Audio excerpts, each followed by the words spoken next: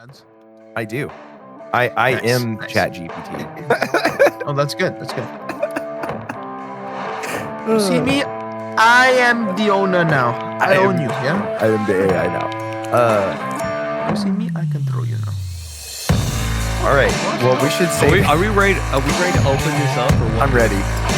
Hey, wait. So, wait, hold on. Before we do this part, are we making a proper introduction? I noticed you didn't use the intro, so we did totally fine. Don't care. But are we doing that or no? I think we'll just do it. I could care less. I think we should keep it like a traditional banter session. Yeah. I think we just keep it like a banter. But then, maybe we do like a little not something crazy official. All right, everyone, welcome back to Lab Zero podcast. I think we should just start right now. Yeah, Antonio, Dave, right now. Yeah, this is the start. Welcome. Levi with his terrible internet. Yeah, my terrible internet. So yeah, welcome back to Lab Zero podcast. I stole it from Antonio. Yeah, we're rolling in. So it looks like Dave actually went to the 24 Hour of Daytona. I did. He'll have to tell you all about that. I know. Yes, sir. Oh no, yeah, we're starting. Throwing you right in. This is happening. Yeah, we'll touch on F1 a little bit. There's not much going on. A little bit of NASCAR. A little bit about the Clash because it was kind of terrible. It was the Clash. Yeah. Anyways, but yeah. I say we start with 24. I'm excited. I really haven't talked to you since you got back, man. So I'm excited. It was a heck of an event. First of all, I have to recommend anyone that can spare 5 days and a couple $100 that this is the racing event. I talked to so many photographers and local Floridians, I guess is what we call them. Floridians. Nice people. But I talked to a lot of locals and that have been coming for 20 years, and they went down the rabbit hole of endurance racing, and they ended up going to Le Mans, and they go all over the world, and still they say that the Rolex is their pick for the best access you can have at an endurance race. I think they were right. The entire grandstands were open. It was general seating. So that's amazing. It was so cool. You get there on Thursday. I bought the 4-day ticket. Thursday, Friday, the grandstands were not open. No, excuse me. Friday they were, but Thursday they were closed. Friday they opened the grandstands and you could sit. And that's when we watched the MX5 races or race. There was one on Thursday, but we went home early. But the MX5 race on Friday was nuts. Awesome. Just crazy. The best thing about Daytona is you can see the whole track from your seat. I was wondering about that because that was something when you're down at Coda and a bunch of other tracks you cannot see but a couple turns in front of you and maybe the back stretch. You can follow a car from the start finish line all the way around back to the start finish line. You can't see the bus stop very well from your seat, but the infield is, it's like an IMAX movie theater, man. It's right there in front of you. It's easy to see. You can kind of follow the race dialogue without commentary, which was a big deal for me.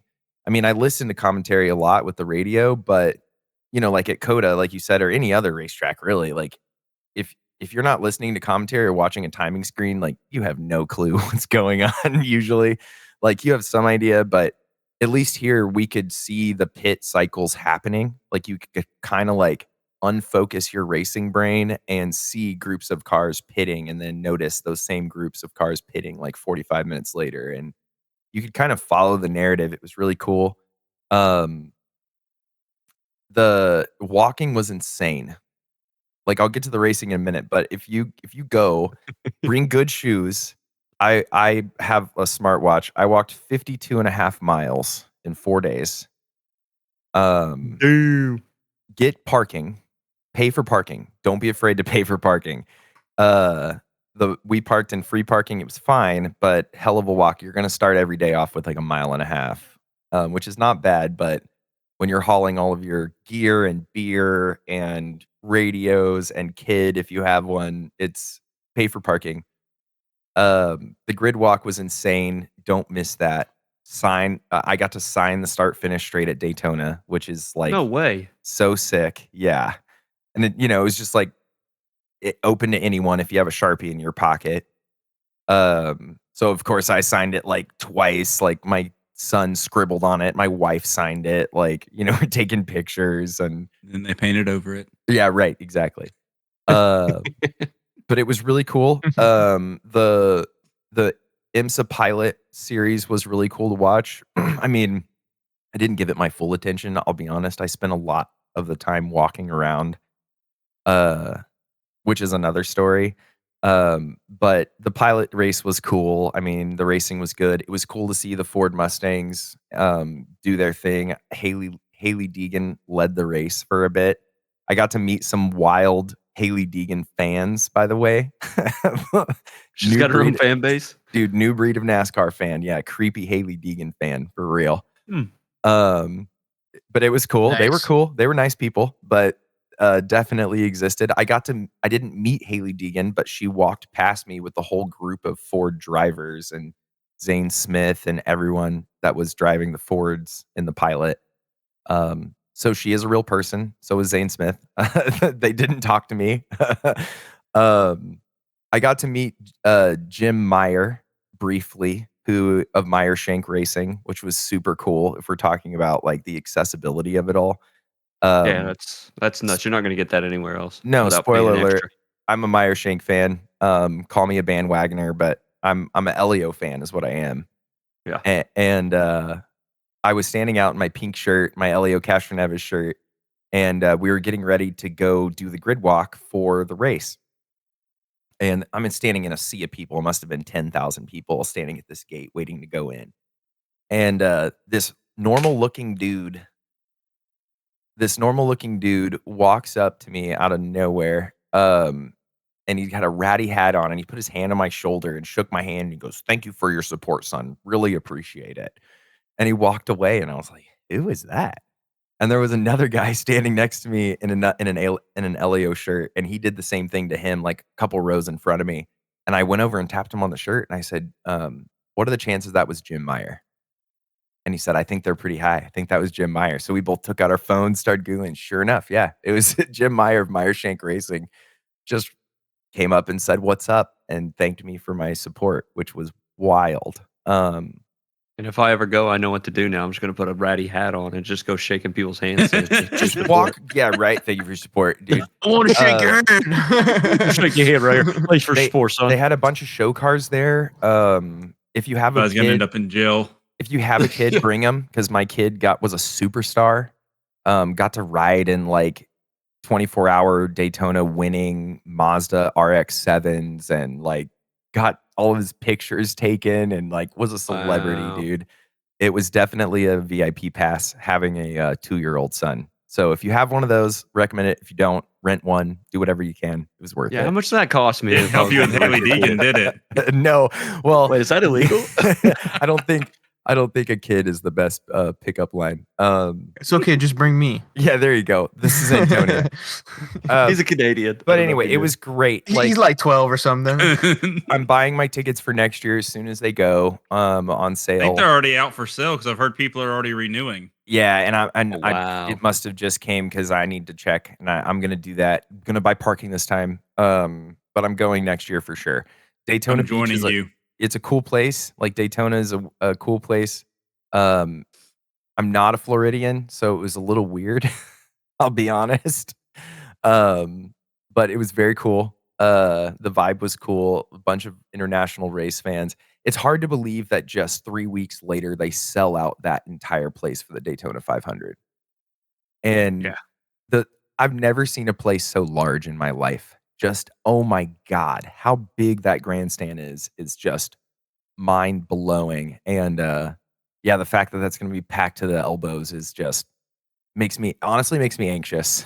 I'm kind of glad I'm not going to the Daytona 500. That sounds Yeah, I don't know if I ever will, just for that simple fact, gosh, you that's know? so many people. I mean, there was only So many 100,000 people at the Rolex, and to think about 500,000 or something like that. Oh gosh, it was crazy. Well, let's get to the racing because the racing was the best part. Wha what a finish by the GTP and the LMP2 classes. The entire battle from start to finish was entertaining to watch. I honestly couldn't give GT as much attention as I wanted to because I felt like anytime I turned my back on the top 2 classes, I would lose the narrative of what was going on. I mean, I would turn around and then, like, the number 6 Porsche was in 1st place. Like, what the heck happened, right? Um, it was chaos, but it was chaos because it was close. Um, up until 12 hours to go, we had, like, 7 cautions, which was enough to compensate for a lot of the Porsches and BMW's issues because they had a bunch of them. Yeah. Yeah. But they, the cautions really brought everyone back together. There was times when the BMWs, like by hour 6 or 7, it was just kind of like over for them. And then they came back to the lead lap. And if I don't want to speak wrong, I don't have a full lap chart in front of me, but I'm pretty sure they made it up to the P3 briefly. And it was kind of like, okay, here we go. And I mean, the number 24 BMW had a star-studded crew. I mean, those guys was no joke. I mean, Colton Herta, and then Augusto Farfus, who's like an enduro all over the world guy. He was in Bathurst a week later, which is nuts. And we'll talk more about other drivers that were in both the 24-hour and Bathurst because that just blows my mind. Even in sim racing, if I had to race the 24-hour of Daytona and then the next weekend had to do Bathurst, that just Yeah, sounds because like murder to me. yeah, and that's in your home. That's not sweating your butt off, in a That's race not suit. traveling halfway around the world. God. Yeah, Yeah, the there were travel. several drivers that did that, but I'll get there. The GTP class top 3 was split by all of 9.63 seconds, which was awesome to see. Um, the BOP overall for the Rolex was a little all over the place, I think, in the GT field particularly. It was really sad to watch those Porsches just like they had nothing. They had nothing to Yeah. give. It's amazing that Faf finished on the lead lap. They finished 5th, which is incredible. It was all due to the end, the wave around rules in IMSA, but still, even It was even with the wave arounds, it's amazing that they finished it was 5th. you that posted that video, wasn't it? Where they were Yeah. just getting blown away on the Dude, and you straights, like could out of the see bus it. stop. Like, they would come out of the infield, like, onto NASCAR 2, and immediately before they hit NASCAR 3, it was obvious. Like, it was like they were in a different class. It was the same speed difference on the straights between the LMP3s and the GTs. I mean, it was sad. It was really sad. See, and how can they do that? There's so much money and time tied up, you know what I mean, in this kind of racing. Like, I don't understand how they can do that and not see it before the race starts and go, "Whoa, this is way too much. We need to put it back." Yeah, Well, my everyone problem was with upset. My problem with BOP, and not to get sidetracked here, it's they BOP the individual car at the time. So I don't. I think what they should do is they should just grab like 5 random drivers in all the cars, go let them run, 10 laps in each car, take the average and see how to even the cars out, not even the manufacturer out, not the cars. So if you have a good team that's fast and fast drivers, they are going to win. Don't penalize that team for being good. I will say though, the balance in GTP seemed pretty good. I think Porsche and BMW had their own problems. But the They Cadillacs, BOP with ballast. Is that what that is? yeah, and Balance of performance. No, I know, but I said, Uh, do they bop it with like ballast, like weight? Yeah, they add weight to the cars. yeah, Okay. and all of the GTPs seem to have something. Like I sent that picture of the Cadillac and it was all that same rear weight, at least what you could see. And I didn't do much research on that, but overall the balance seemed pretty good. I will note that the winning team, the number 60 Acura, I couldn't find an accurate pit count, but I do know when I was there, they had pit 9 or 10 times more than everyone else by the end of the race. I should have wrote that down. I wish I thought it was something I could find easily after the fact, but it was actually I couldn't find it. like an official pit count after the fact. Maybe I just wasn't looking in the right place, but that is something to note that there were 4 GTPs that finished on the lead lap. They were 2 Acuras, 2 Cadillacs, 783 laps completed. Also, something to note that both Acuras, who are both running a 2.4 liter twin turbo V6, by the way, they were the only V6 in GTP. All the other cars were running V8s. The Cadillac was running a naturally aspirated V8, a 5.5 liter. The BMW was running a 3.4 liter twin turbo V8, and the Porsche was running a 4.6 liter twin turbo V8. So some big cojones behind some of these cars. And the Acuras both set their fastest lap in the first 10 laps of the race. Those 2 laps stayed the fastest laps of the race, the entire race, and no one could touch their pace. And they're running a twin turbo 2.4 liter V6, something real similar to their IndyCar engine. It's actually the same engine they developed for their IndyCar, and they slapped it in their GTP car. So Acura's got some secret sauce because On a side note, they're also the only car that's not going to Le Mans. yeah, and it's I think that there's got to be politics there. I don't know what they are, but It's Meyer Shank and I'm sure Wayne Taylor both want to go.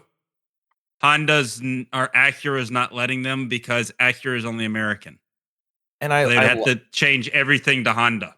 I love Meyer Shank, but honestly, the Konica Minolta 10 car, the Wayne Taylor car, is built. I mean, the team, Ricky Taylor, Felipe Albuquerque, Louis Delatraz, Brendan Hartley, like these are international superstar names. Like, I would love to see them race in WEC. God, I think they would destroy.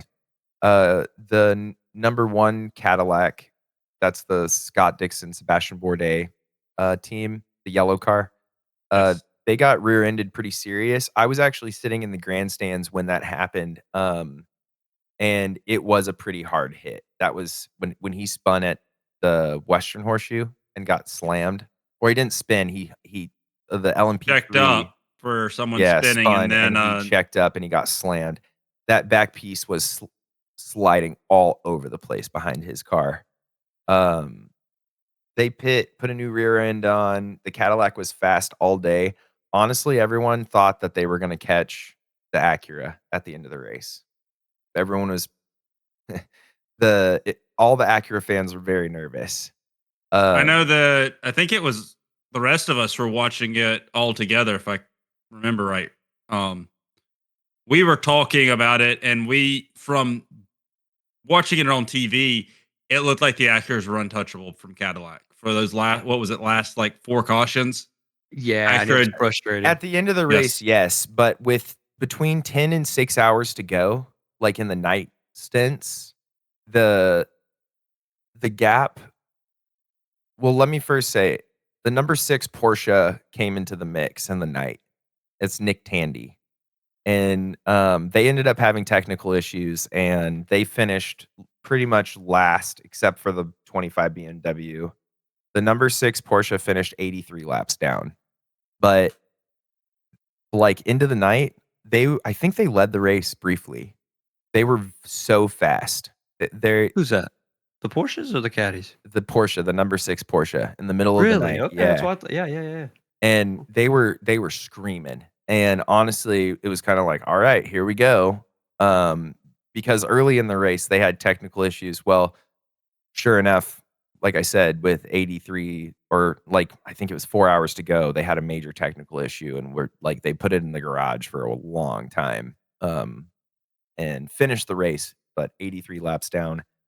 The number 24 BMW ended up finishing 15 laps down, and the number 31 Cadillac, that's the Wayland Cadillac, ended up finishing 12 laps down. They both just had technical issues. Really, the only, the Acuras were consistent. The 1 and 2 Cadillacs were consistent. The 2 Cadillac is the Cadillac that finished 4th, all on the lead lap. They were great to watch. LMP2 was a sight. LMP2 was a heck of a race throughout the entire night. You could watch the top 4 cars just battle it out. The top 4 cars also finished on the lead lap in LMP2. The first and second place, if you watched it, which I hope you did, was 16 one-thousandths of a second at the line. It's an incredible Yeah, that was crazy. finish. Yeah, I did not think he coming out of the bus stop, and Yeah, it is the no. bus stop. It's not the Le Mans chicane. I don't care Yeah, what right. anyone says. I didn't think he had him. I was like, he's lost it. I don't know. It was I was just incredible. flabbergasted. It was incredible. And Well, Antonio could say it too, man. He was. I mean, the broadcast was frustrating the crap out of me because yes, I understand the GTP just won and they're wanting to show it, but there was such a battle going on. They Yeah, could have they- stayed on it for 2 laps. yeah, and Yeah, that was frustrating for sure. I think Levi can go with this because I know he was watching NBC with me. The broadcast, the whole 24-hour broadcast, I don't know how much he watched of it, was frustrating. Yeah, agree. But it seems like it's always kind of like that with these races. I don't think they know where to go Yeah. with what Well- they're showing. I mean, there's so much stuff going on. Yeah. I know for Le Mans, Motor Trend has it. It's on one channel and it's 24 straight hours with commercials. I will give them that, with commercials.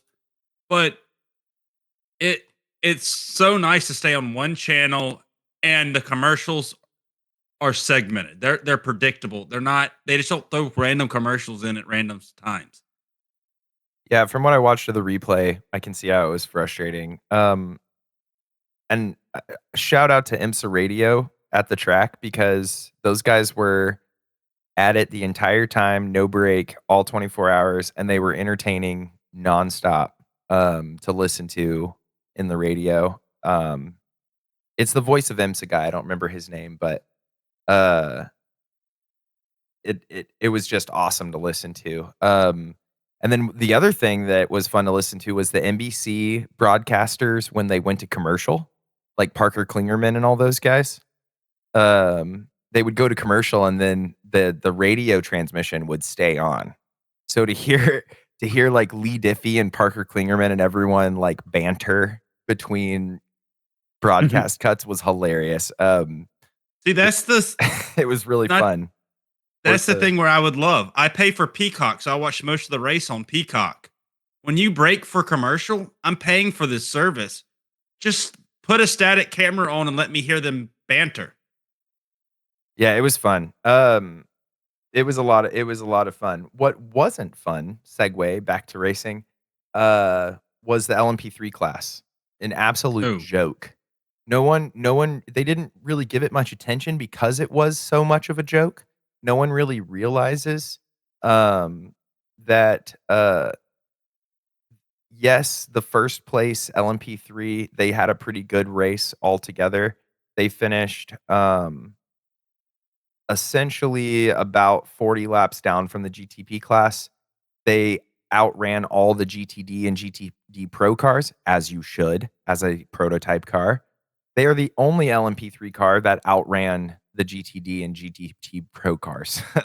Behind them overall, there are 1, 2, 3, 4, 5, 6, 7, 8, 9, 10. Oh gosh, almost 15 GTs crossed the finish line before the second place LMP3 car. An additional, 12 laps down. They were a complete nightmare. The rest of the LMP3s ended up finishing, collectively gaps of 7 laps, 10 laps. There were 9 of them on track, and really only one of them finished anywhere where they should have. They had engine failures. They were crashing all over the place. It was honestly a joke. Good thing is that most of their BS got sorted out early, and they were not battling and causing issues for other drivers like Scott Dixon and that whole debacle. But they were an absolute joke. I wouldn't be surprised at all if we see something happen with the LMP3s because they were kind of a joke last year too, a little bit. And I don't know. We might see them go away. I wouldn't be surprised. In my opinion, they're a complete waste of a class. Yeah, I don't know it's just why for rich they're out dudes. there. It's just for rich dudes. It seems It's like such a waste of time. I mean, I'm not someone who really follows endurance racing, but when I do watch, I always see that LMP3 class, and I just think of it as a joke. Like, you're lucky if the top two guys finish on the same lap, like within 5 laps of each other. Like, it's always brutal. there was no racing; it was just survival, and most Yeah, of exactly. them didn't. Most of them retired and DNF'd altogether. So, but at least they got their BS over quickly.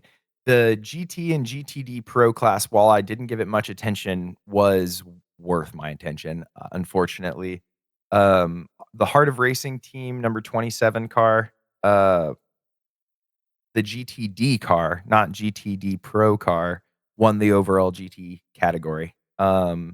On the same lap as the winner of the GTD Pro class, which was the WeatherTech Racing Mercedes AMG. And that car was piloted by none other than your first place and third place finishers at the Bathurst 12 hour, which I think is amazing. Ingle, the driver of the 999, who got the drive-through penalty near the end of the Bathurst and ended up finishing third, who had the amazing comeback and almost ended up taking second. And I think with 1 or 2 more laps might have won the whole thing back. A drive-through insane. penalty and 1.5 seconds off the lead. Absolutely ridiculous. But he is your Daytona 24-hour winner for GTD Pro, which I think is incredible. His teammate is your winner for the Bathurst 24-hour. So the Sunburst Mercedes that took first was his teammate for the Rolex. How crazy is that, dude? Oh my Dudes can drive. God. Right? Goes to show you, if you're good, you can be good anywhere. Anywhere. Yeah, you don't need Yeah. you can go from Daytona to Bathurst in the same week and just That's crazy. slay and be legendary. It was just amazing to watch. They were great. They were so great that they were almost boring at the race. Yeah, only 4 cars finished on the lead lap. Yeah, from there back, I mean, like I said, the GT class was all pretty close. I mean, your top 10 finishers were within 3 or 4 laps of each other. Your top 1, 2, 3, 4, 5, 6, 7 finishers were all on the same lap of a bunch of different constructors. And we saw a bunch of awesome names like Nicky Tim come back for Austin Martin. He's always awesome to watch. I guess we should also talk about LMP2, Joseph Newgarden and Scott McLaughlin's team, Tower Motorsports. They had nothing but terrible luck. It was something They that didn't even make it a lap, did they? No, I think first lap of the race they had issues, or I think it was first 5-10 laps of the race. Yeah. Did you hear what the issue was? No, they just pulled over. I want to say it was They manufactured the drink bottle like over some major electrical component, and the drink bottle leaked on the Yes. electrical component and caused an electrical Oh. issue in their No. car. I didn't hear that. They had to change the battery, right? I didn't hear that. The That's battery Yes. change. There was a lot of IndyCar names on the grid. Getting to see the garages and how technical those cars were up close was pretty astounding. And then also in a way, I will say, when you're standing next to one, you can still like feel the essence of a go-kart in a way. It's like it's so complicated and so overdone and so beautiful, but at the same time, it's so simple. Like when you really start focusing your eyes and looking at it, like there was just something special about the prototype cars. I guess like I don't know if you're familiar with like Occam's razor, like the simplest solutions, the best. And I read Adrian Newey's book, How to Build a Car, and he kind of talks about that, like in car design, that like the the aesthetics, what makes a car beautiful, right? Like why a Ferrari SF90 is beautiful and like maybe resembles a beautiful woman in a way is because like it's nature's way of dictating beauty is sometimes by functionality. And when it comes to aerodynamics, like beautiful curves and wonderful symmetry, like it makes a car faster. So it's simple, but when you're standing next to one, also they're 10 times smaller than you think. Like they're not very big. Those GTP cars or the LMP2 cars, they're not very big at all. The cockpit honestly looks like a death chamber. Honestly, it's like this little tiny carbon fiber hole. Um, but no, they're special, and I would love to see the WEC cars come over and race Daytona. I think that for once, America's onto something with this category. I think that this is an international phenomena. The cars were amazing to watch on track. Really were. I think you will see them because this is going back to like Acura's not going. Cadillac is. Cadillac showed speed, and they're going to have so much more testing going into Le Mans than any other car. Yeah. Like, And I hope they I'm do not- well. I'm 'Cause not. I think it's going to dictate the future of those categories coming to the US. I'm not holding my breath now, and y'all all know that I'm pulling for Caddy and IMSA. But I have high hopes for Le Mans. I think that they can challenge for the overall win, and that's what's exciting.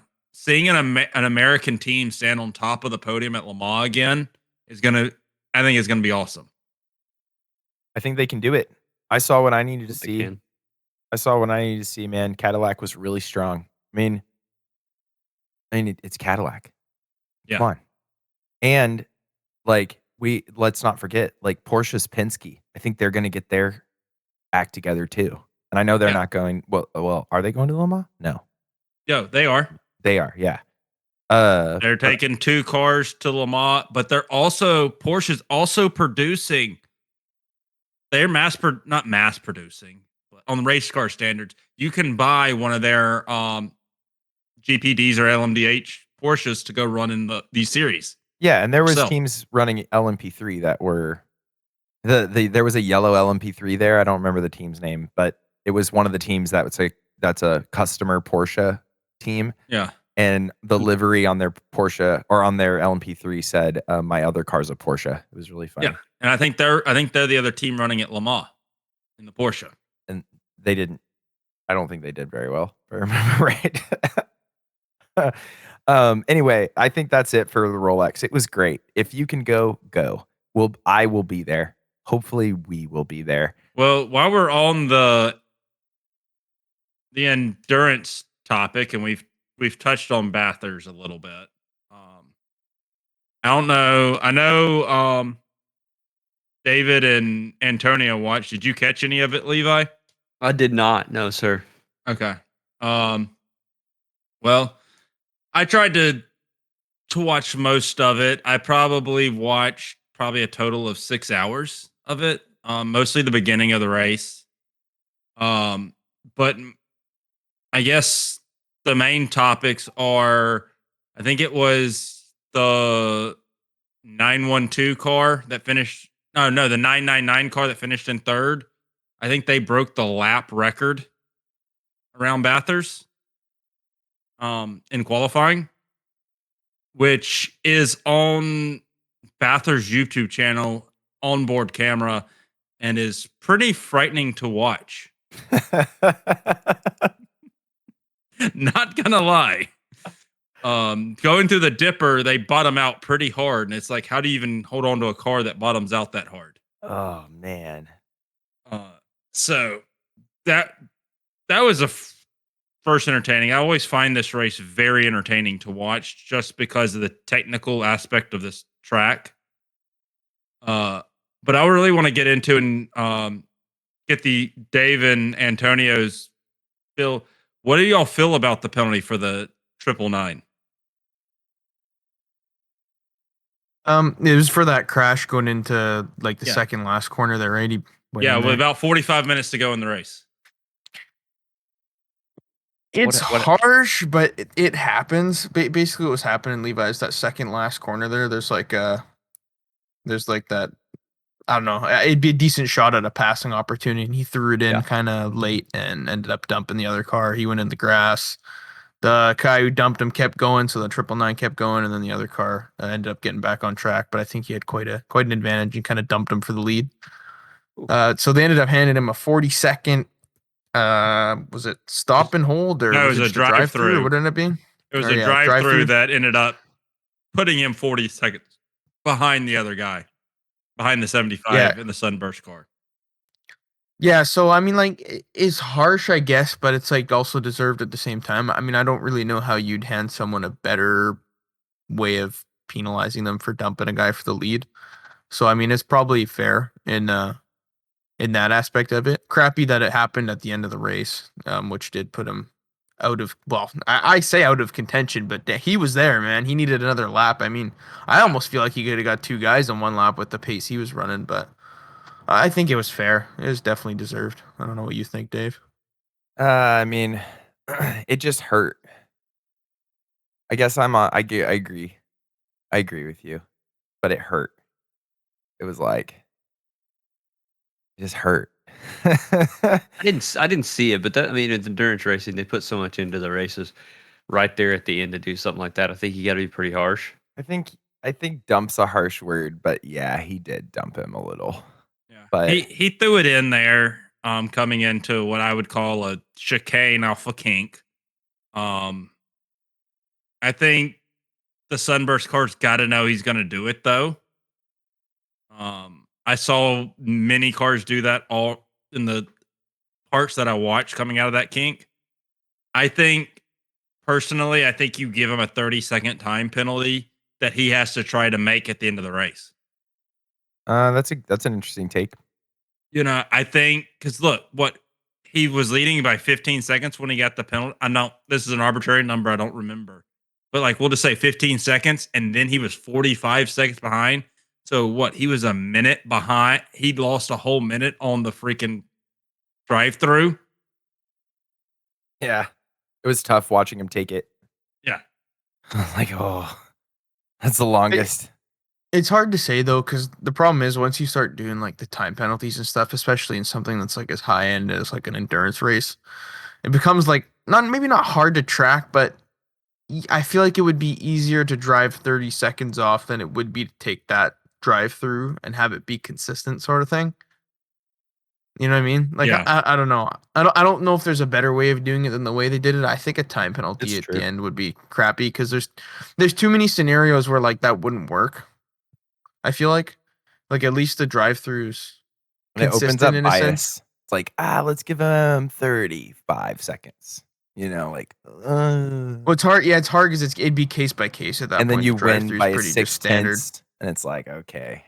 I Yeah. was actually thinking that he was going to get another penalty for speeding in pits. I would have sped in pits. That's honest. Yeah, it would have been hard not to. Like, to have that composure to do that and then come back to finish a second and a half in third place off the lead and not speed in pits. Well, that and the simple fact of keeping your cool afterwards, man, I would have been livid Right. when I came back out. My brain would not be on making good lap times. Right. I'd want to, but I'd be so frustrated. I think that's Yeah. what lit him up, though. I think the lividness That's why I'm sitting in an extra, computer room in my house, and he's behind the wheel like every week. that extra fire under his, is he's just like, I gotta go, and he started trying to run him down. It was awesome. It was fun to watch nonetheless, and the Porsche was sandwiched between the two AMGs, which were just overpowering in a way at Daytona too. I felt like the Porsche didn't have the straight line speed to keep up with the Mercedes. No, Because once he caught him, the only section he could catch him was on top of the hill, and then he couldn't do anything with it. no, Because he was, I want to say he caught him in a faster rate than the 99 caught them. but then it was done. Yeah. Yeah, it could be dirty air too. I mean, Mount Panorama sucks in a way. There's Well, some good straights and stuff, but catching is one thing. Yeah, if I That's looked at both these stereotypical, cars, but- I think the Mercedes AMG, I'm looking at it, I'm going, that's a damn straight line freaking speed car. I look at a Porsche, I think that thing can handle the turns and the curves, and it's going to be glued to the track. It's a go-kart. Yeah. So I think that shows that, and it's hard to pass at Mount Panorama on the top of the hill. It's easier to pass on the straightaways, and the 912 doesn't have that. Yeah, it was fun to watch nonetheless. Glad no kangaroos were harmed in the making of that film. Or Gareth. Yeah. Another thing that I find interesting. This is the first year I've watched this race. I followed it. I never watched it, so I really started kind of doing some research. Every class runs the same car. So, What do you mean? Wait. So there's a pro-am. They finished 7th, but won the pro-am class. So there was 1, 2, 3. There's 4 classes that run this event, and they all run GT3s, and none of them are they're not like the GTDs and the GTD it's pros. just driver ability. Yeah, it's That's just are you a wild. bronze, silver, or gold driver? I'm a copper. I'm a lead. So I find that very interesting that, you're driving the exact same, well, the I guess the PAs for Pro-Am. The Pro-Am drivers in the Audi, but there's in 10th place, there's a Pro-Am driver in the Mercedes. He could have just as well been in the 75. Yeah, The same car. It's not BOP'd or anything to lessen its power, that's crazy. from my understanding. I think That's crazy. That's cool. Damn, that's hard to think about Yeah. because it was a big difference. Yes. And what was great about last weekend too is we had, the 12 hours of Bathurst, but then Sunday we got the Clash. Yeah, The two Clash, different baby. 2 different races. Oh yeah, 2 different races. Yeah. But it racing's back is what we can say after this. Yes. We've It had does feel 3 good. weekends of just full on racing, and I'm pumped. Me Hey, too. like I said last episode, I'm watching NASCAR now. So I watched the Clash. Oh, I'm proud. Really. I So, watched. I son stuck moment. it out too, boys. I did too. I watched it. That last half was pulling teeth, man. I mean, literally watching paint dry. Watching any paint other- scrape off. I loved it and I hated it at the same time. The first half was really okay. I don't want to say exciting at a short track. I mean, short track racing is fun, but that one is so short that literally the only pass you're going to make is, the bump and run. Yeah. The only what's his person that could name? do it, the only person that could do it, 41 Priest, actually made a couple passes on the outside. Actually, that's how he got up there. And Al I Busch think was I'm gonna doing it at go the and, end. Yeah, true. And I think I'm going to give that Priest. I think I'm going to give him a watch. That was a pretty good look. I He's think a that's very kind of his talented wheelhouse. short track racer. Yeah, I think that's his wheelhouse for sure. But I am going to try to keep up with him a little bit more than everybody else, probably, because you got to pick a guy. So he's my I don't underdog know. guy. Rainy baby. Yeah, right. I don't know if we Well, I should be running blame- at stock cars at a track where you can run with your feet a 60-second lap. Well, it's all, and that's the deal. They've got to get away from this gimmick stuff, man. You know what I mean? Like we were talking kind of off the podcast, but you want to do a short track for something like this to fire up the start of the season or something. Go ahead and do it at one of the old tracks, repave it. I'd rather it get repaved than one that you got to pave and then put back at the LA Coliseum. I mean, Well- we talked about Rockingham. I think somebody brought up Rockingham. Yeah. I mean, if you're gonna be gimmick, let's just get like Beyonce and Shakira in the infield during the race. Like we'll have I mean, they're pretty fireworks the whole time. Like They pretty much was it. They Wiz did have Khalifa? fireworks the Really? whole time.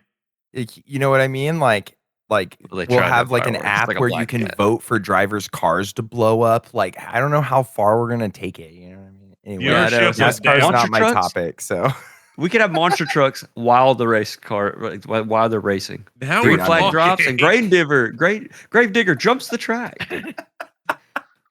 all right. I think, agree with you, Levi. Like, not even Rockingham. Think about these like small track owners, and I'm gonna pull one out of YouTube because it's one I know. Cletus McFarland owns the Freedom Factory, Old DeSoto Raceway down in Bradenton, Florida. I'm sure he would love to have the money to repave his track and have NASCAR come there. That's a quarter-mile track. Yeah, I don't. LA Coliseum is a location. I get that, but there's other locations, right? I mean, am I wrong in saying that? Like, we can find something else that's more think NASCAR. I think they overall, need. I think Yeah, go overall the ahead. Clash is a great idea. Like what they're trying to do with it. It's just hard in that Coliseum because it's so like a quarter mile is not small by any stretch. Like I think it's totally doable to race on a quarter mile. Maybe not with 36 cars or something crazy like that, but I do think it's doable. I think the biggest issue with this track is actually just the shape of it. Like it's not shaped very well, the corner. You know what I mean? Like you can't really take it. It is You awkward. almost have to diamond it. Like it's weird. Yeah, You know? because everybody, it's paperclip, but Martinsville's a paperclip too, and they get up to close to or over 100 mile an hour there. They were doing 85 here. It's Top Yeah, speed. I really think they can find a better venue. I almost think it would be like if you wanted to keep up that short track venue, maybe do something where you change it up and go to like like places like maybe not Myrtle Beach. I think it's closed now, but stuff like that. Like Cali's got tracks. Everywhere's got them short tracks. Do like a more of a Mhm. hometown track sort of feel where you show up, do the Clash there every year, as opposed to making a temporary track. I do think it's a lot of money wasted. Like it's a really good marketing idea to get, some new people interested, a new crowd out there in LA. But I don't think that's the right way to go about it. I think it's better to maybe find a different way to go about the Clash because I didn't like Daytona personally. I think it's always a snooze fest. Nobody wants to wreck their cars, especially nowadays with the part shortages and stuff. Like nobody wants to go trash a car at Daytona for a Clash win. Like, you know what I mean? So I think this idea is better. It's just the racing this Clash was definitely not as good as it was last Clash. Like it was like there were some moments, but there was also some like, what are we doing here? I was thinking earlier today about it and was going, you know, back in the 90s and the early 2000s, the Clash or the Bud Shootout from how I remember it, Mhm. it was good Norman's dating because himself. it was good Oh, I because remember. the money payout was actually worth something to the driver back then. You know, the problem is you can't make a money payout now that's worth something to the driver and the team. Like money's too much involved in this sport now. It's too big. I used to. The drivers were making 200,000-300,000 a year. So you told them that you can win 500,000 or 1 million in one Yeah. race. They were racing for that shit. They wanted it. Now they're signing $1 million contracts like every year. And So and then I look at I don't know, I didn't watch the end of the race, but I saw pictures of Bubba Wallace sitting in his car, like looked like he was pissed off. I'm like, dude, you're getting paid to be there and you're Dude, I there to don't have like that fun. guy. I really like. he Okay, said, for the "I'll say record, it. I'll say it." I've been dying to say this all day. I don't like Bubba Wallace. I tried to. Yeah, I can't. And I'm from yeah. Alabama. I I can't think he's I like feel him. like arrogant. I feel like he's one of those guys that wants to be the bad guy, but he's trying to be the good guy, and Yeah, that bro. frustrates the heck out of me. Be Like, one or the chill. other. You know, it's like I get Kyle Busch, right? It's Kyle Busch. Yeah. That's what he does. Everybody knows, he's an a-hole. He knows that. That's what he's played, but he just keeps it the whole time, God, I don't know. I just don't like that guy. Like I said, it just seems to me like he wants to be the bad guy. He tries not to be the bad guy, but he is like that's how he races and stuff. Well, But then like he wants Norman, someone else to do Flip-flops. it. like you said, he's like he's getting paid to be there. Like when we went to Texas Motor Speedway, we watched like him do his interview, and he was like the most arrogant dude I've ever seen on stage. He Ty Gibbs was acts up there too, which was not much better, I'll my say. problem with Yeah. Bubba. But Bubba was like, "Yeah, North Face sponsors me. Like with the amount of money I make, like I can get everyone here a North Face jacket." Like no, like he was saying stuff like that, and I was just saying in the crowd, like for someone who's never had a first impression of you other than you in a race car, like you're an arrogant jerk right off the bat. Like I I can't get behind him. I know he's from Mobile, but I I tried, but his attitude just dude, be humble and be appreciative of what you have and go out there and try to race and show Alabama like the last Alabama drivers we've had were Alabama gang drivers. Yeah. And he's just embarrassed. Like it's an embarrassment for us. And like I'm okay hurts with me. cocky. Yeah. I'm okay with cocky. It's good TV. And I mean, I understand that there is a cultural importance to Bubba being in NASCAR, and he's a good driver, regardless of his skin color. And I think, like, of course, the reference is Willie T. Ribbs, right? Like, Willie T. Ribbs was a Formula One test driver. He drove in NASCAR. Like, Willie will tell you to your face, and I've listened to a bunch of his interviews because I'm a big fan of Willie T. Ribbs. Like, he's an arrogant dude too, because you kind of need to be. If you're going to be a professional race car driver, you need to be able to tell other people to their face that you're better than them. That's just how it is. Like, and I get it. But something about, like you said, Bubba's trying to be the villain, and I don't dig it. Like, it makes me skeptical, right? Like those type of people you meet in your life that are like trying to be a certain thing for you. I'm all know. about being the criminal and the enemy. Everybody's got to be it, right? Let's do it, but don't do it and then go, no, I'm just out here just trying to race around. I don't, I got nothing. I got Yeah, that's sports or whatever he said last year. Yeah. Own in it. his interview. If that's what you want, then own it. Denny Hamlin was kind of like that too at the beginning of his career, in my mind. That's me personally. I'm probably gonna be pissing a lot of people off, but I do. I agree. Now he's better. I have to say, I can't get behind Denny Hamlin because I've never been a big fan, but it seems like he's toned it down a little bit. I feel like maybe he paid his dues, that kind of thing, and that's a big deal with me. Guys need to come in and pay their dues. You start winning, then you can start doing something. But I've always had a soft spot for Denny. I don't know why. I guess. And that's the here reason. we go. We got That's his blue eyes. We found him. It is. Oh, Denny! I always liked Denny. FedEx to my heart.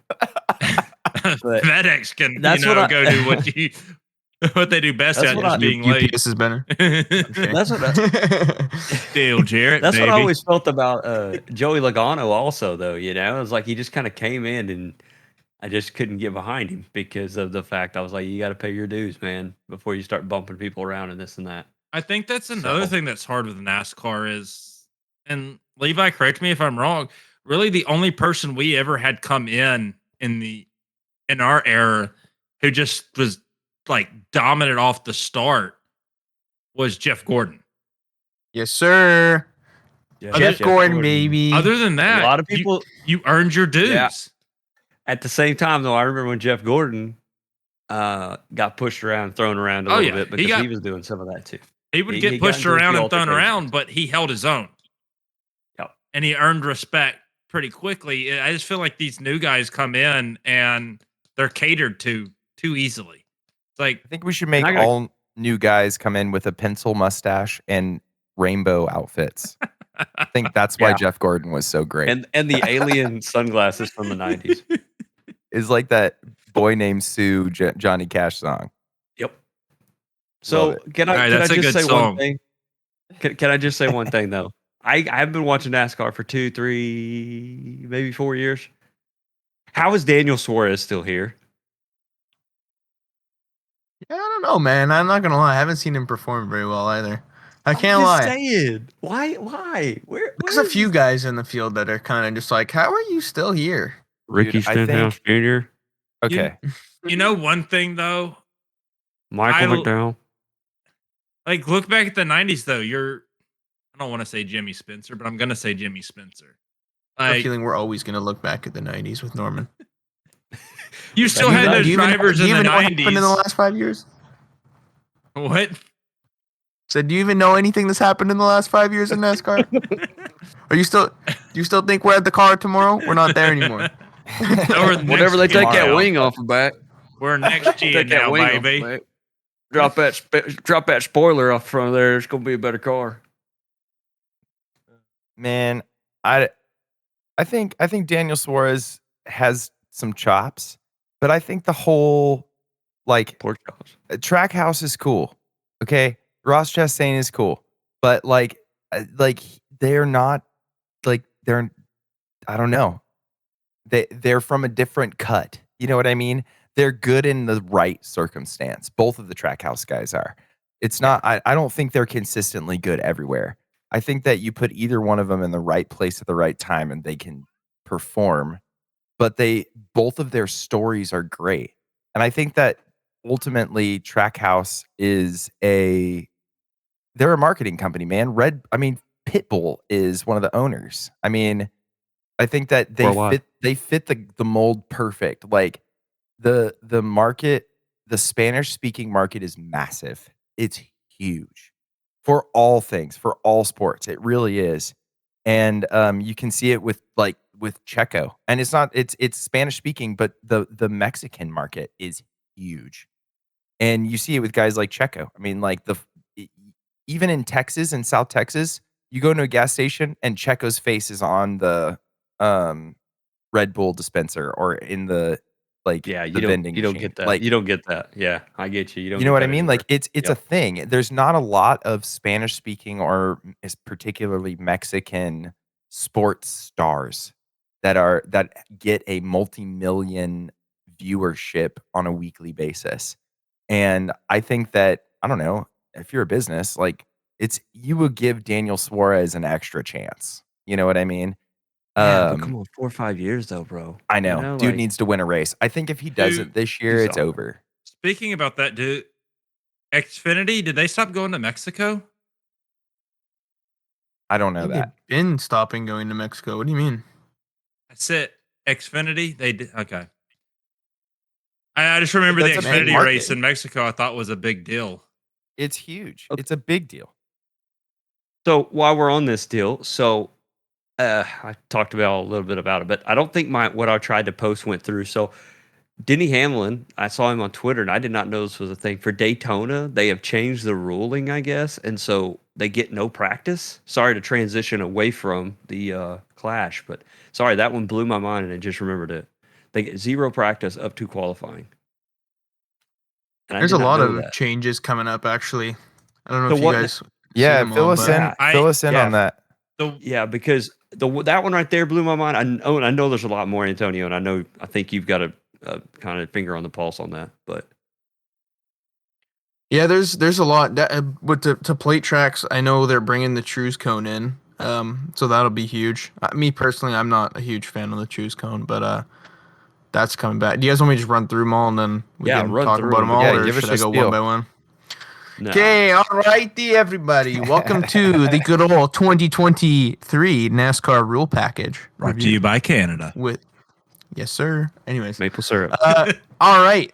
So, rundown. So NASCAR will no longer have cautions at the end of stages, only for road courses. If only that transitioned everywhere. But road courses, that's gone. Hopefully, we get to bring that to eventually back to plate tracks. That'd be great.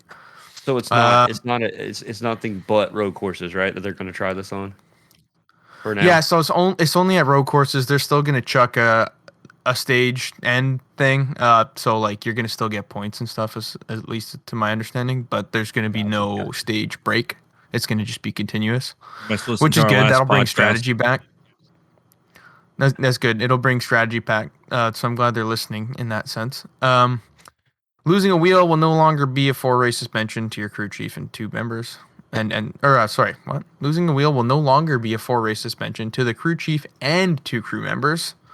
That was huge before. I know now it's going to be, if it happens under green, it's a pass-through penalty. If it happens under caution, I believe it's a pass-through penalty, and then under green, That's a steep. I'm glad it's like a 2-lap penalty or something crazy. I don't know. It's kinda a weird glad set of penalties. I don't actually have that one down. Yeah, that's Yeah, a I'm really That steep. was steep. Yeah, 4 race. I still Yeah, think it the was crew brutal. chief gets suspended for a Oh. race. Don't Jiminy hold me to that. Christmas. But I still think the crew chief gets suspended 1 race. Okay, so here it is. So if it happens on pit road, it'll be you either have to restart at the tail end of the field. So that's if it happens under caution. Otherwise, if it's under green, it'll just be a pass through. But if it happens beyond pit road, it is a 2-lap penalty and a 2-race suspension for 2 crew members. So no longer just the crew chief, which I never understood for the crew chief because it's not like it was his fault. So the crew members would make sense. I assume they're just going to chuck maybe the tire changer or the guy who takes off the tire and the guy who is receiving the tire, I guess. I don't know it's who the specifically it tire states. carrier and the gunman. Hey, let's start doing that in football, okay? The guy who does the targeting, you and the coach are out for a game. right. Yeah. Anyway. Yeah, I know. It makes no sense. So now the pit road clock is going to be 7 minutes. It was previously 6 minutes last year, although it increased to 10 for the playoffs. They didn't say anything if they're going to keep the 10 for the playoffs this year, but they did for the regular season bump it up from 6 to 7. I think this was just to give it more time. If you're changing like a toe link or a suspension piece that's like susceptible to breaking, you have more time now as opposed to before it was kind of like tight. So in Cup, you no longer have to be in the top 30 in points to be eligible for playoffs with a victory. So unfortunately, we can have someone like Cody Ware come in and win Daytona and race all season in 40th place. And unfortunately, he will make the playoffs now. I'm not sure I agree with that change. Well, that'll kind of bring in some of those road course guys that I kind of enjoyed back in the day when they'd bring in the old, what is it, Boris Seds and that kind of stuff for road courses. The Dinger's going to win it all this year, boys. Hey, Dinger. Yeah, but it still goes that playoffs that gotta go. Yeah. If it was a chase format, I wouldn't mind seeing like those guys see if they could do something, but they're not going to do anything in the. That's a wasted spot. Yes. Sorry. Carry on. Yeah, and one more big thing is wet tires are now going to be available for damp conditions at select ovals. And they got the iRacing update before we did. It'll be available at the LA Coliseum, which obviously we did not see that. It'll be available at Martinsville, North Wilkesboro, New Hampshire, Phoenix, Richmond, Milwaukee, and Indianapolis Raceway Park. And yes, Dave, to your point, they did get them before iRacing got them. Yeah. Hey, you know what though? They have that agreement with NASCAR, so we might get that pretty quick. Thanks, NASCAR. That might be. They probably are the ones getting rain on the go. I'm not even gonna lie. I won't even lie. Yeah. Unless IMSA's complaining, that would be good too. Hopefully, we can get them on that. NASCAR gets iRacing. NASCAR gets rain, and no other car does. That would be about par for the course, wouldn't it? And they're racing at Le Mans. You're right. I think NASCAR is iRacing's beta tester. Probably. They're like, we need to do rain. Can you just go to Le Mans? Try that out. They're like, shit, we'll put a Garage 56 car together. Sure. Sick. Why not? Yeah, let's do it. So 10 second summary. No cautions at the end of stages on road courses. Losing a wheel penalty has been changed. 7 minutes instead of 6 minutes to fix your car. You don't have to be in the top 30 for points anymore. I think it was top 20 for the other series. Choose cone at super speedways. I think it's at a few more tracks too, like the ones that like are wannabe super speedways, like Atlanta. And Bristol Dirt gets it too, actually, as well. That'll be cool because I think that's actually something they do on dirt in real life. And then the rain tires at select tracks. So other than that, I think that should sum up all the rule changes. I think there's some stuff happening with the charters. I'm not sure exactly what yet. I can't quite remember now, but something happened with that. But I'll have to look into that more. I don't quite remember. But that's about it for NASCAR. I'm happy to see them take away cautions at the end of the stages on road courses. That's a good move. I think that's a step in the right direction. I think it needs to a little bit more, be more broad, but I think that's a good thing. I'm a fan of the choose cone. I like the idea of a choose cone, but that's just a short track Saturday night type feel. Yeah, that choose thing's hard to get used to when you've been out of the game for a while. I was like, what? How did he get way up? What is going on? And then I had to go and look it up. And so tell me if I'm wrong, but so the first and second place cars can pick which lane they want, correct? The first place car, right? And the second place has to go the other way. Every car gets it. If you're in second place and you want to line up behind the leader, you can take the inside lane. It's your choice. Yes, it's gonna be crazy at plate tracks because now if you're like So in the the top guy 4, in you can line up behind your teammate kind of thing. Yeah. so the guy in 30th place can say, "No one else taking the outside line. I'm going up there." Yeah, that's I'm going up to second. Yeah. Yep. That's what makes And it. that's how Priest. That's how Priest jumped so many spots. Correct to get started on his run. I mean, don't get me wrong, he had a good car at the Clash, but I think that's how he got up there. Was during one of the cautions. He kind of went outside and got like third row outside. I think second row outside, It's and then drove his way to the it front. adds another strategy to it. Oh yeah, and I get it. At the same time, I don't like it. I'm old. It's Me it's personally, as a new gen, I'm not a fan either. it's a dirt. Yeah, The okay. only place I see. It's Go a ahead, Norman. Go ahead. short track, dirt track thing. They run out and they throw the cone out in the middle of the track as the drivers come around on the final pace lap, and everyone chooses the line they want, and then they run back in. Mm. I don't think it's good for intermediate tracks, short tracks, dirt tracks, and super speedways. I think it's good because it adds a little bit of strategy. Is I'm going to give up a place or two to be with my teammate. You know. Yeah, I wouldn't mind it at short tracks because it's a one groove track, and I can't lie. If you keep being that guy that gets shafted because you're in second place and you're always on the outside of your restart, so you get shuffled. Like Yeah. I've had races, at least in sim. I mean, even in real life, where you just keep getting stuck on the outside, and it's just frustrating. I had one in real life, and I literally we had like 10 restarts, and every single restart, I was in an even position. I was on the outside, and I could not get down. It was so frustrating. So I could totally see how it makes sense at those like one groove tracks.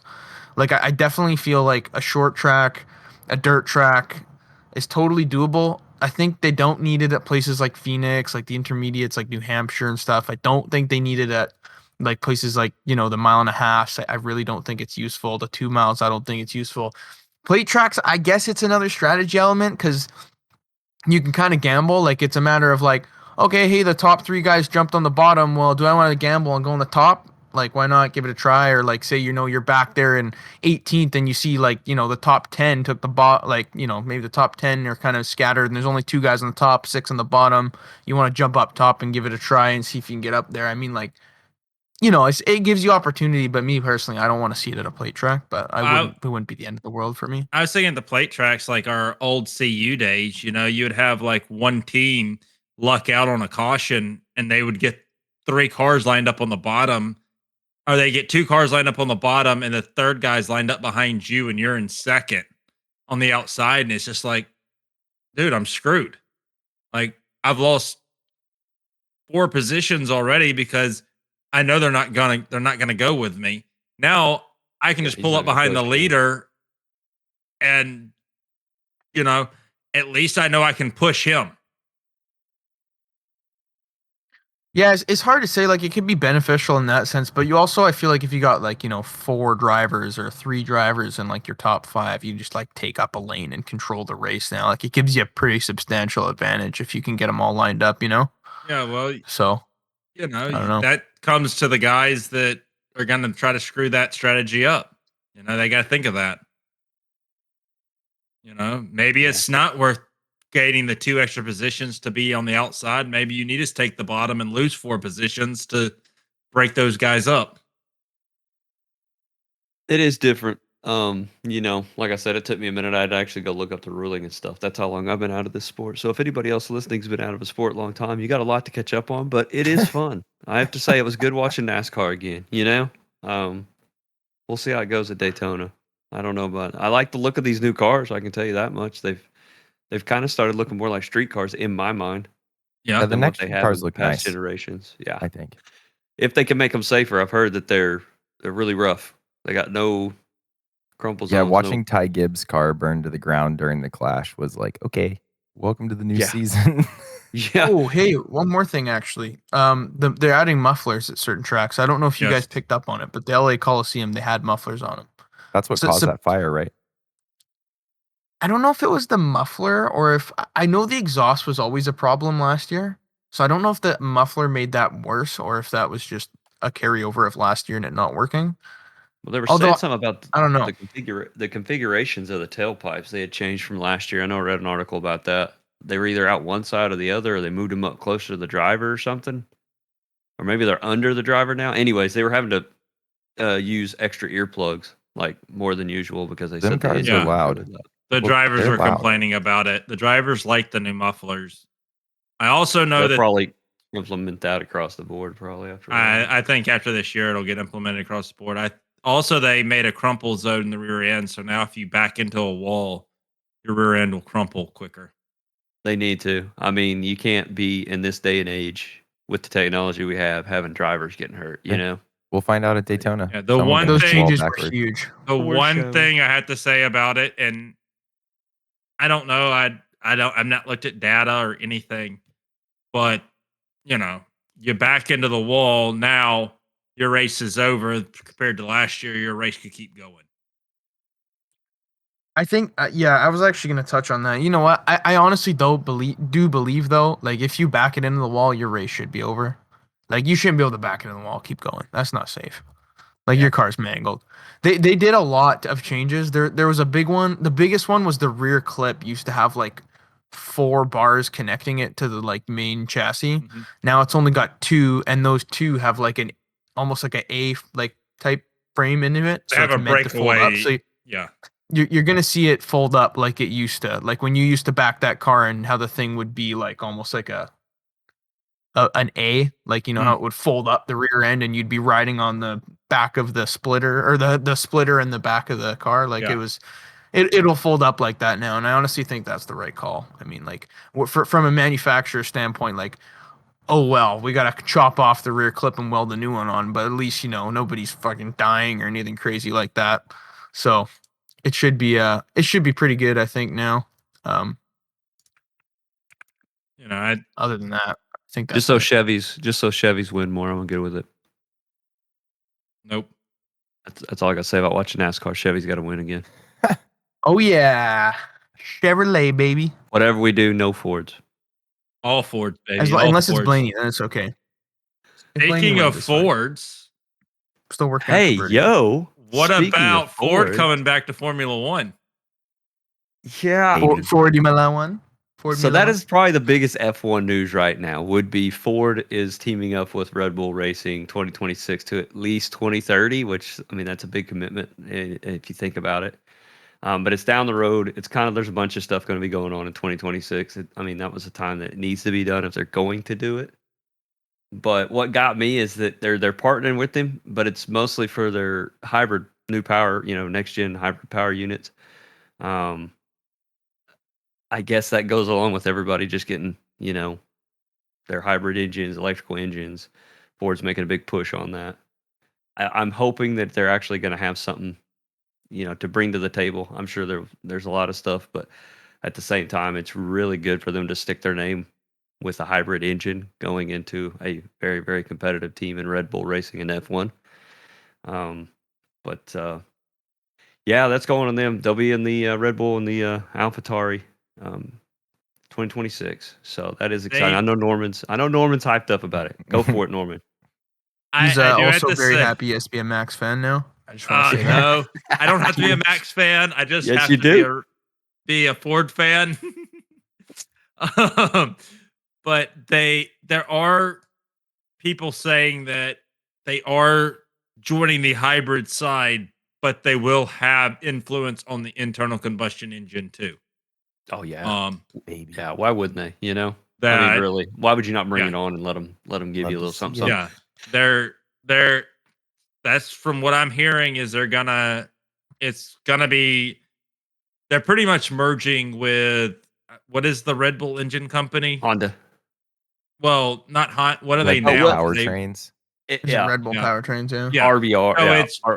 Red Bull Powertrains and Ford is how they're like listing it in 2026. It's from Yeah, my and Red Bull understanding. Powertrains is nothing but Honda, honestly. They It kept is. their lead designer on for a whole year last year. They're going to keep him on again as an advisor for 2 more years. So Aren't they that was keeping just a Honda deal. on the car this year now? Is it Yes. Honda back on the car? Yeah. I'm pretty It sure it is? is. Yeah. Yeah. I'm pretty sure. Honda Red Bull. I can't vouch for this. Yes, it is. It is actually on Yeah. the car. I'm pretty sure. You want my That's what I thought. conspiracy theory? Yeah. Go for it. I love them. Let's go. Okay, so Ford's helping out with the hybrid stuff, right? Okay. Meanwhile, they're going to use all of Honda's trade secrets with the ICE. So what they're going to do is Ford's going to actually learn how to make a reliable powertrain from Honda, and then boom, maybe Ford's will actually produce a good quality powertrain in their vehicles on the road. You're talking about Boom. the engine company Boom. that is a third most successful team in Formula One. Just saying. Yeah. Talking about Ford, baby. cars. Hey, guess Talking what? about Ferrari's Talking on top, about baby. Ford, baby. Let's So- go, baby. Forza Italia. Woo! Yeah. How long has Ferrari been running Formula One racing, and how Hey, many you know years what? does Ford have in it? So A win's a win, baby. technically on the unveiling of the don't even get me started on these paints. I'll get there in a minute. The unveiling of the same old paint job. I'm sorry, the new paint job for the Red Bull. I think you had it right the first time. Yeah. I don't even get me started on these liveries. Can we please get a livery change on one car?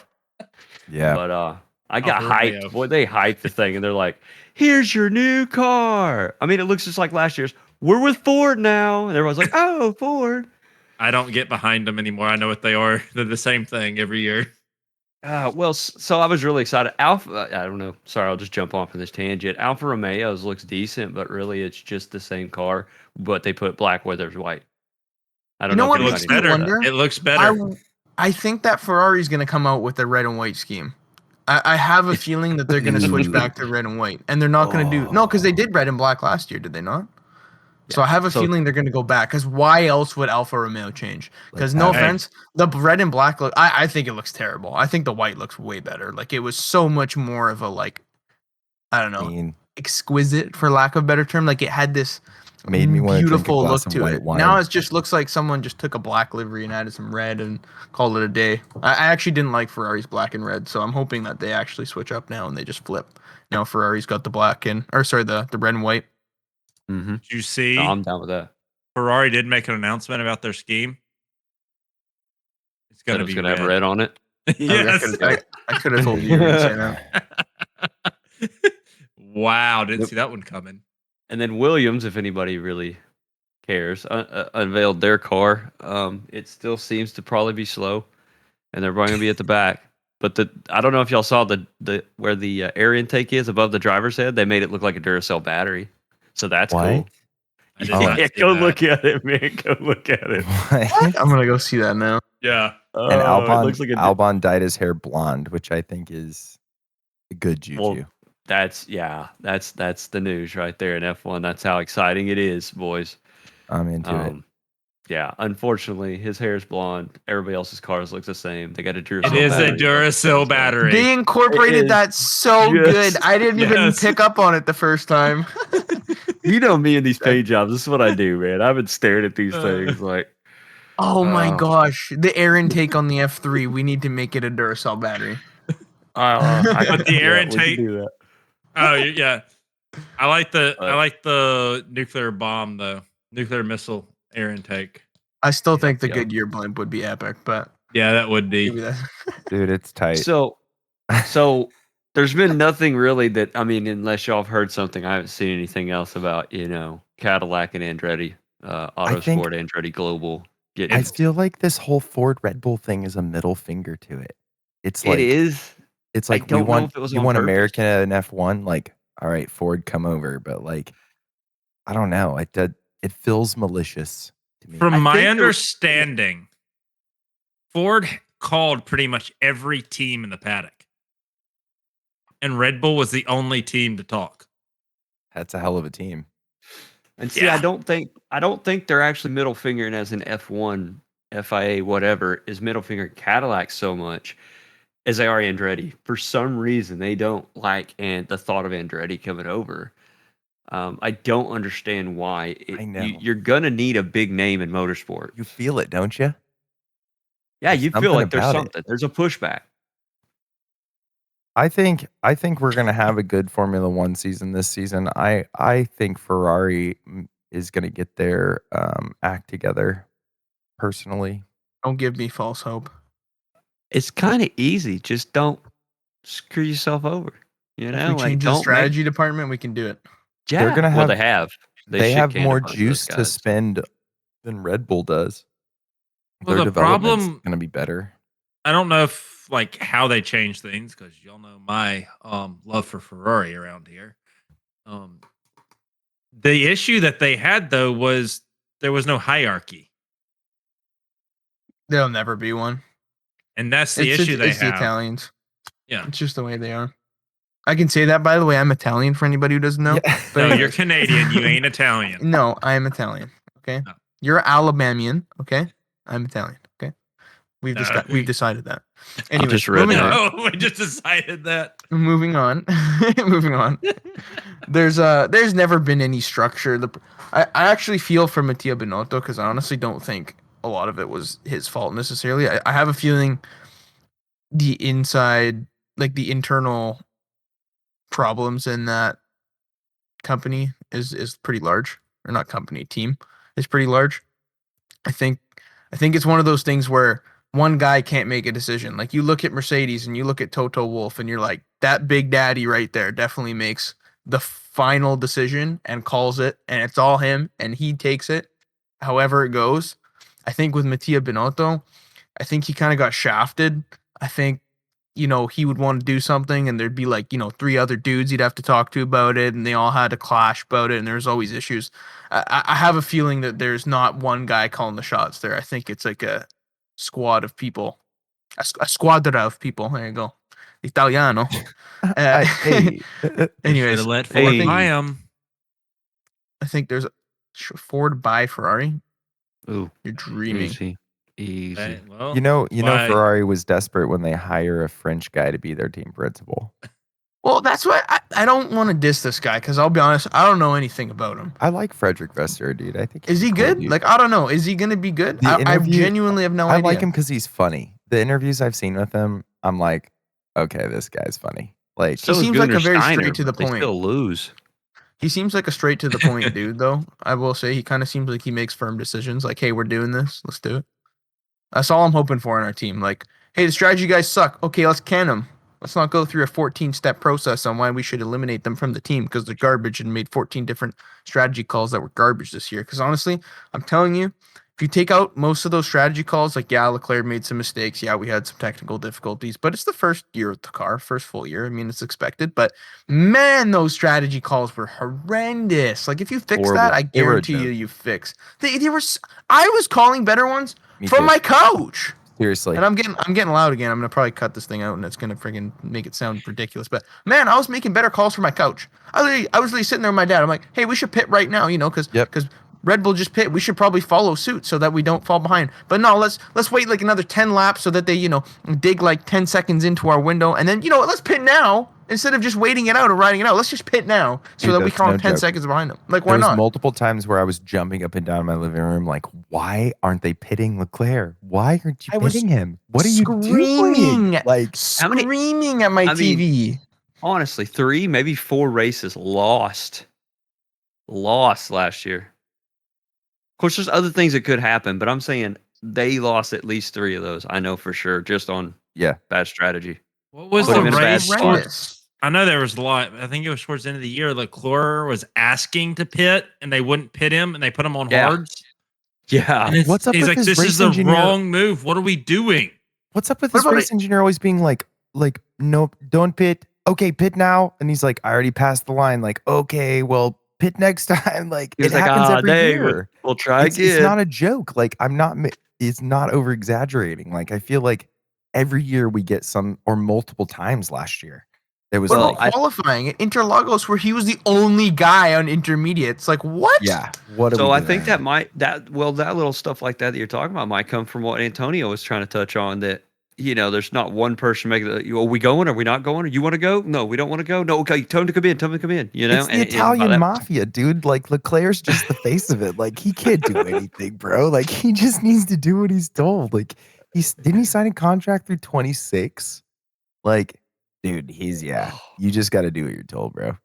Yeah, bro. Domenico's driving sitting back at Big Shots Cafe, sipping on his cappuccino, making the calls, and he can't make a decision. So here we are, running around trying to find the tires. Like, what are we doing? I'm just like, Oh, When does damn, yeah. Science it's killing contract me. end? Does anyone know? I want to look that up. What's that now? When does I want to Sainz say contract end? next year. I wanna say the I end don't of feel next like year. he has a future with Ferrari.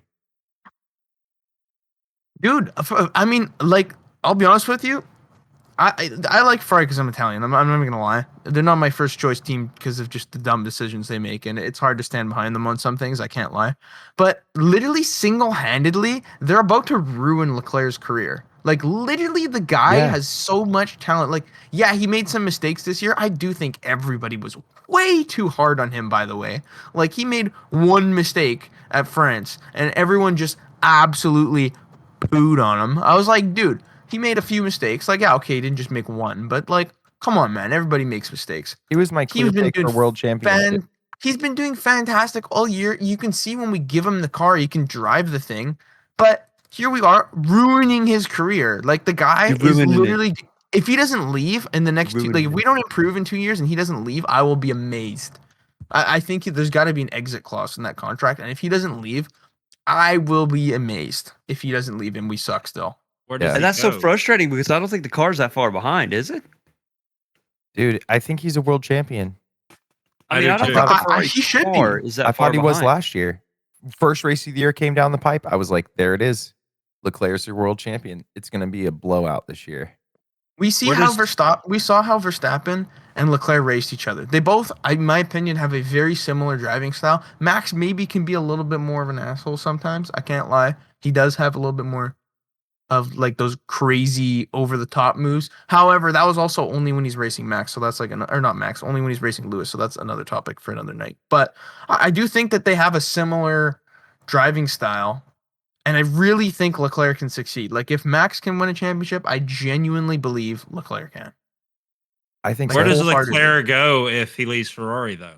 Andretti. Well, at the moment, I don't think it does. But what if Andretti. Ferrari falls off the face of the earth? I mean, like it's not that hard. I don't to jump think they ship. ever will. They I don't think won't. they ever will fall off the They face of the can't. earth now. He'll in always modern be technology. third. Isn't there Nope. some back room contract between Ferrari and F1 that like Ferrari They get the like, most money, yeah. Formula but- One pays Ferrari every year to be in Formula One? Hold on, I've heard about. Yeah, no, I've watched a video of it. They get the most money no matter where they stand, but that's slowly starting to come. I think they're off slowly reeling it back in F1. But because I'll be of honest with the you, if competitive Ferrari leaves, that'd be pricing. crazy. If If they Ferrari do, that's leaves, that'd be crazy. I don't think they'll let them. So there'll be a donation or something on the backside that they won't ever leave. I don't think. Ferrari Not can't. in our 10, 15 years. You know what I'm saying? There's only two teams that have been there since the beginning, right? I don't know about I since the think beginning, but Ferrari's got such a presence in that sport. Like Ferrari's been Ferrari there from around the F1. beginning. they've been from the very beginning. Yes, and I know it's a weird, but Alfa Romeo has touched base off and on a lot through the years, as just a sponsorship sometimes, and sometimes as a full car team. But yeah, so what are we thinking this year? Are we thinking RBR? I mean Red Bull or I think It's that honestly anybody's game at this point. I want Mercedes to crawl back a bit though. I don't want them to be completely out it's- to lunch like they were at the start of last year. I think it's Yeah. Max, but I think he's actually going to have to, like last year, really just kind of there at the end, just kind of coast your good. He was The just so much more issue- dominating. But I think this year he win it, but he's got to fight for it.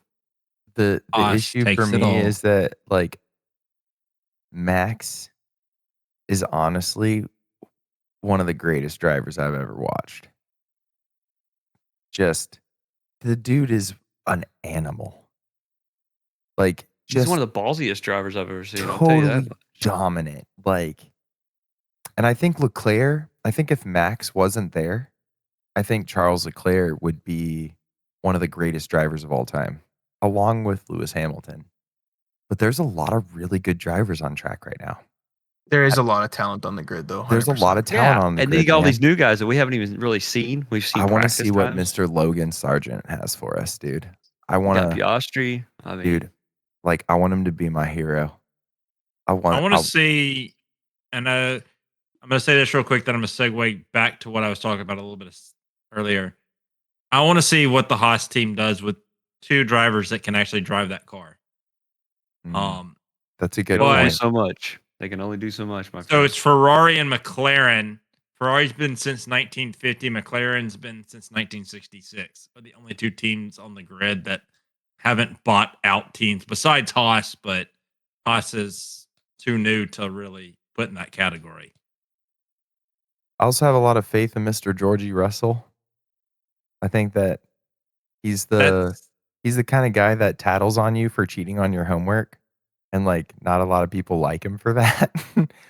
But he cheats on his own homework. But I think he's really fast, and I think that you can't sleep on that, man. Like, I think that George Russell in the right light is every bit as talented and as quick as Leclerc or Max. I want to see Toto have to. Toto's going to have to make a call this year. Is he going to have to reel Russell in and let Hamilton go, or is he going to let Russell go and know Hamilton's leaving at the end of the year? I mean, I think he'll let Russell go. I think at this point, I really do. I kind of got a little bit of that feeling last year on the radios listening. Yeah, that Hamilton, he will. It's the fastest car, hands down. I have to say, Toto Wolff. I think he's not going to care. He's not going to make a decision for someone to just let out the gas and let Hamilton go on around Russell. I don't think that's ever going to happen again. But I don't think it'll be the other way either. I feel like Lewis Hamilton is in a similar position to like LeBron James, right? Like, you're the greatest, and forever, even if people break your records, we'll still debate that you're the greatest, like Michael Jordan, right? Yes. And I think that he's in a similar position to LeBron James. Like, he's one of the oldest guys on the grid. He's been doing it forever. He's breaking or has broken all the records. Like, if you're the coach of the Lakers, you're just going to let that guy do him. Like, just do you, LeBron. Like, just do you, Lewis. I think if I were Toto, I would just make sure that guy had enough fuel in his car and good tires, and I would just stay the hell out of his way. Honestly. I think Lewis just wants one more and he's done. I think all he wants is that one more. I think he just wants one win, right? I think he just wants one more champion. I think he really wants that. What the next championship breaks the record. He really can pull that off. Hold the record. You really think he can win another world championship? I think he's got it in him. I don't know if the team's got it in them. Yeah. I think Red Bull's gotten so much stronger in the last couple of years, and then Ferrari now is above them at the first of last season. Does Lewis go to Ferrari? You want my opinion? Wholeheartedly, I believe if you give any of those guys, whether it be Leclerc, Verstappen, Hamilton, Norris, Russell, any of those guys, you give them the car, I promise you they will win you a championship. It's just a matter of who's going to have the car. Because I don't know if we're going to have a season where they're going to be close. Like, I really want another close team, like two teams that are close with their car. But I really don't know who's going to have it this year. It's really a toss-up right now between Ferrari, Mercedes, and Verstappen. And Verstappen. I mean, let's be honest. What about Checo there? Formula One has to do it, though, right? Like, that's the old way of Formula One, is like these... Well, it wasn't forever, and it hasn't always been that way. But the best years are like when coming into the last 4 rounds, there's like 5 guys, right? Or like 4 guys. And I know the point system changed, and it changed it a little bit. But I think it's in Formula One's best interest to foster an environment for that again. And I think 2023 might be the year we see it. With they cut Red Bull's time in the tunnel and like some of their development, and I think Ferrari is fast. They just didn't have the right management. I think Mercedes is Mercedes, right? Like, they're going to rebound. We could have that season this season. That, like, screamer. You know what I mean? Where, like, coming into the last 3 races, like, we're 5 to 10 points apart, 1 in 4th place.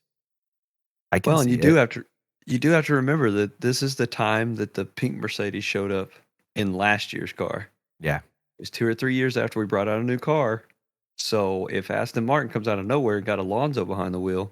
Dude, I didn't even think about that. Who knows? Who knows? Alonso, dude, my great-grandchildren are going to still be watching Alonso race. Dude, I love Fernando Alonso, but like... carried in, set into the seat. It's honestly, we need to get... There's so many great Formula 2 guys, and like... Yeah, we've talked about it. It's Yeah. it's crazy how much talent's out there waiting for Man. their chance. I know. Dang So. it. But hey, I think it's going to be a killer season. I think it's going to be Good season. it's going to be a rock in Formula One. I think all 2023 racing is going to be pretty good, or it's shaping up to be at least. Yeah, it's looking like a good time to be a race fan for sure. And I think Oh, more yeah. people are than ever right now. Well, recently. Yep. So, got Drive to Survive coming up. Everybody loves the drama of that TV show, and Oh, that's yeah, that's coming out And in F3 testing will be coming out this year. So, those times don't mean crap. Last year, McLaren was at the top of the board in testing, preseason testing. So, They let's not never look too mean much into that. anything. Yeah, but race cars go vroom, and we like that. back to the old Daytona 500. That'll be the next thing coming up. I mean, does anybody got before any cars hit any tracks? Who do you think's going to win it? Who do you think's going to win it? Ryan Blaney, Blaney. he says. Okay. You want to know? I have an argument. Okay. Where was it? Was it Dega or was it Daytona? Wherever the last race was, he was leading, and Chase beat him, and he made a mistake. He didn't go up and block, and that's happened to him a couple times now. And I think he's gonna learn, and he's gonna do it because he's always up there. He's always there. He's always in contention. I honestly, unless he's gotten into a wreck, which he usually doesn't at the plate tracks, he's always been up there in contention. But he's not the greatest on the plate tracks. He's almost there. He's almost. I think he can do it, man. I would love to see it. I mean, obviously, I'd love to see it. He's my driver, but Yeah, there's a few guys. I mean, shit, Denny, man, he's unreal. He's always good. Denny slaps. looking for that 41. Going for that 41, boys. That's the Oh, wild card. that's your pick, huh? It is my pick now for every race. I don't care. I'm backing him. Are we 500 picks? Yeah, Yeah. 500 picks. There's lots of good drivers, man. I mean, Bush is out for a vengeance. I mean, Logano's good. We got Blaney. We got who am I missing? Like, there's so many. Denny, literally, the guy's won it 3 times now. Like, he's good. Truex, I mean, he's usually Even good. Truex, he's there too. He's pretty good. Yeah. So if you're gonna Ross go Chastain, Stenhouse Jr., they're pretty good on. I mean, I hate to say that, but they're pretty good on plate tracks. easy. if you're gonna go with a normal, I would say Denny. Just he's the pick because of how many he's won. But I'm gonna go off the books here. Pastrana barely qualifies in the duels and wins the whole thing. That's a crazy thing. That would be so sick.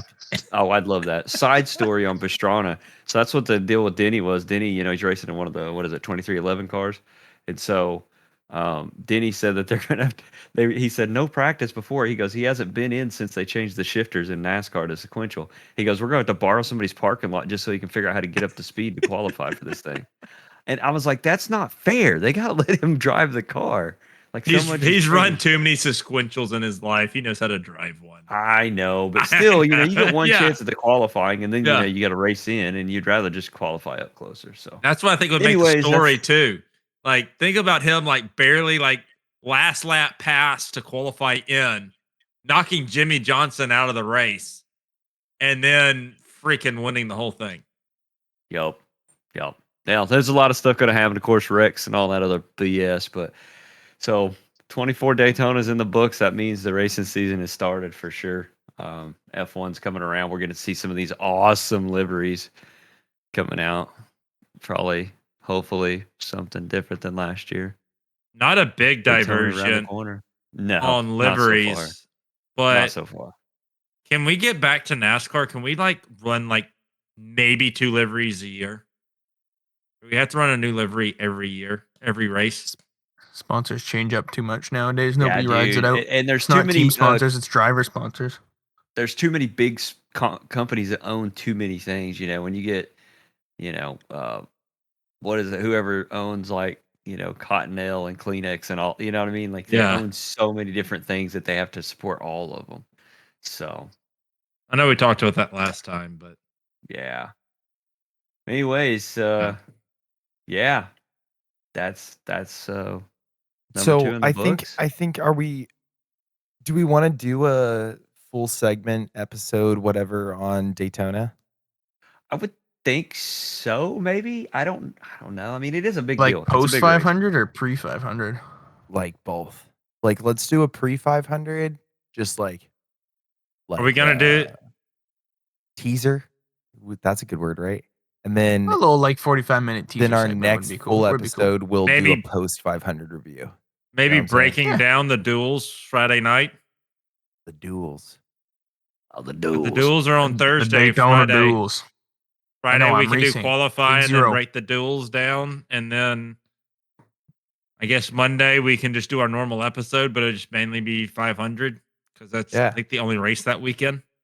The Yeah. duels. I want to talk 500. I want to like spend some time on it. Hit up that 500. Yeah. Big topic, man. And then also, like, before we call it a night, wanted to talk about some league racing, some League Zero league racing before we go. This last week at Brands Hatch was interesting. The sprint race was a little bit of a disaster. Sorry. I didn't. Of course, I've been out of it this year, but I really didn't tune in. But just seeing the chat, the general chat, and Yeah. like y'all's chat through the Yeah. steering was like, ooh. I think this season's going to be really good. Hockenheim's coming up. It's going to be fun. That one's going to be really Points cool. battles are fixing up to be pretty crazy. I can't Yeah. lie. Yeah, I really think so Hold too. on a minute. If any of our listeners would like to find what we're talking about, what is that website, Antonio? That'd be leaguezero.net, baby. LeagueZero.net for all your League Zero needs. Yeah, come on, join us. It's fun. It's a lot of F3 fun. racing Thursday night. Premier. Brands Formula Hatch is 3 over. League. So As you James like used to us- say. If you like us, come race with us. If you don't like us, come beat us. yeah, there you go. All right, all I have Just to don't say wreck is Antonio pointed this out. There's one driver, I won't mention him by name, but he also was not protested for a second week in a row. Oh, Was he not there? yeah. yeah, right. Anyways, no names. What are you gonna say, dude? Yeah, you're right. The points battle is going to be working up pretty close. Shout out to Reed Gibson, Micah Barnett, Finzo, Fitzsimmons, Flo, and Raymond taking up the top 5. I think that those 5 guys are so fast, dude. Antonio hasn't rear-ended Nick this season, I don't think yet. It's coming. Coming up. It's definitely Hey, coming. now. I Going don't need back, to. I don't need to rear end him. He just wrecks out. We're good. There that you league go. is fast. I have to say, I haven't Dude. run a race this year, but at the end of These last guys- season, I realized that league is Man. much more than a beginner league.